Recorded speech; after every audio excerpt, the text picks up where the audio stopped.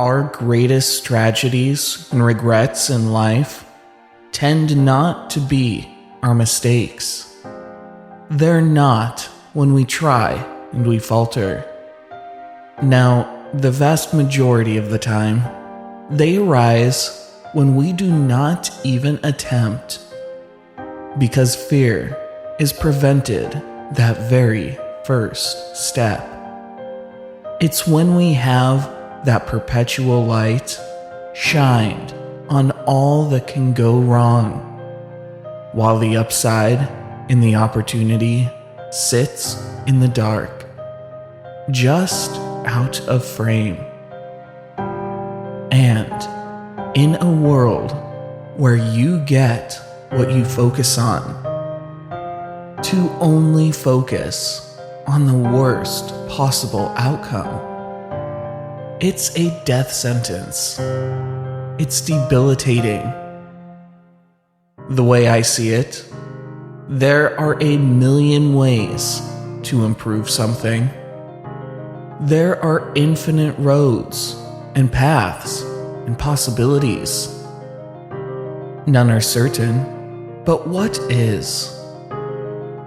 Here's the interesting thing though.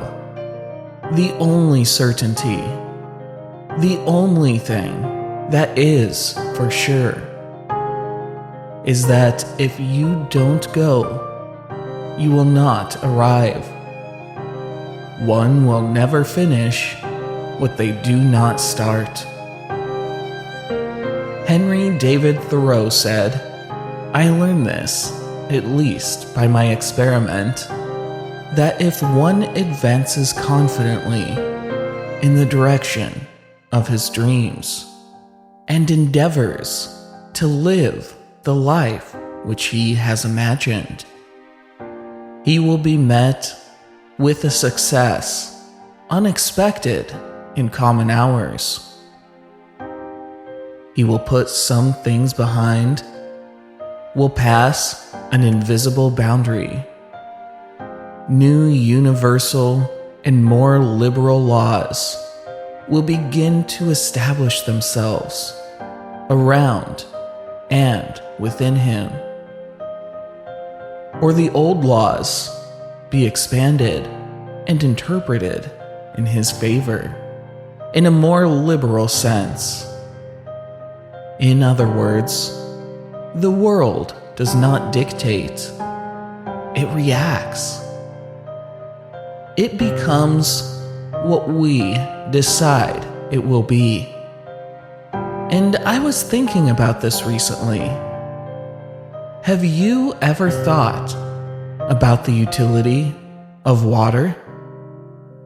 And how it is obviously essential for life. Specifically, humans can't live longer than about 3 days without it. Yet, we can also very easily drown in too much of it. The same thing that's required for life can easily take life away. It all depends on how it's being utilized. And so, when I think about this, my mind goes to this quote. Our doubts are making us traitors if we let them. And what I see is an intentional restructuring of the world around us. The idea that life can work for us or work against us. It can be our headwind or our tailwind. The reason we stay or the reason we leave. And who decides that? You. You decide that. I finally asked myself who I was living for. Where did I lose myself? Or had I simply never bothered to find myself? And I don't know the answer to that. But I know, at the time, if you ask me, what are you truly excited about? It would probably be a lot easier for me to tell you about the things I don't like. That's what I saw. That's what I focused on. And that's the point. And then I arrived at that moment. The moment I hope we all get to at some point. Realizing there's very little to lose and everything to gain.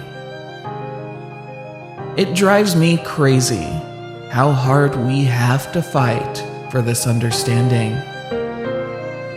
How much easier life would be if it was intuitive. But it's not. It's a journey, a muscle that must be built. And so, we must build. We have to prove to ourselves that what's big and intimidating can be broken down. That what we visualize can materialize. That will always be true. But we need to make ourselves believe it. Identity is scripted. Confidence is earned. Not once, but every day. And we must understand the pain associated with staying far exceeds the pain associated with moving towards our dreams. The former is destructive, and the latter is what we need. They are not the same. So, being as we choose what to see, how about a commitment? Not a commitment to be perfect, not a commitment to have all the answers or avoid mistakes. No. How about a commitment to allow ourselves the courage to be imperfect? A commitment to go when we don't have the answers. A commitment to see mistakes as a necessity instead of a catastrophe. In this world of subjectivity, make sure that movie playing in your head illuminates the opportunity, not the loss. So that when you fall, the inclination isn't to run from the bad, but to look for the good. Because I promise you, you will get what you look for. That perspective will alter your actions, will alter how you see yourself, which will alter the trajectory of your life. Let's leave that mediocrity, that common hour thinking behind, as we head for higher ground. Commonality, being average, it's a wolf in sheep's clothing. It seems simpler, sure. It seems easier. But the ones immersed in that world, they're depriving themselves of the answers they desperately need. They're refusing the hand that is perpetually reaching out. When we turn our backs on the extraordinary, it is because fear has gripped the wheel. And we are now passengers along for the ride. But you have the ability to be more. You have the ability to move towards what matters to you. To take the steps one at a time. Bear the discomfort 1 second at a time. Acclimate 1 day at a time. This is a journey dependent entirely on you and your willingness to step out the front door, to finally see the things you previously disregarded.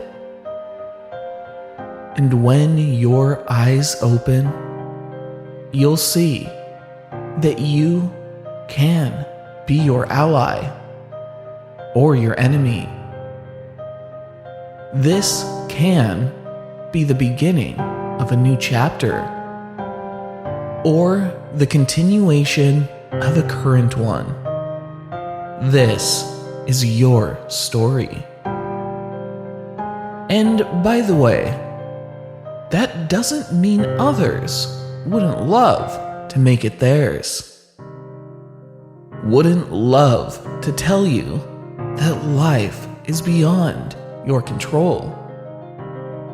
Wouldn't love for you to think that you are dependent on the outside world, that you need them and what they are willing to provide for you. But no, this is about you. Understanding that the first step starts with you. Your decision that your autonomy is a strength and a chance to begin again. Change the way you think, and what you get changes. It's not magic, but a practical evolution. When we force ourselves to see the positive, when we look for a way, we find it. That's reality changing. Because you decided that it should. And that's what the power of perception is. Nothing more than unlocking the gate that was previously placed before you. There's no better time than this very moment to walk through it and rewrite your story as it should be written.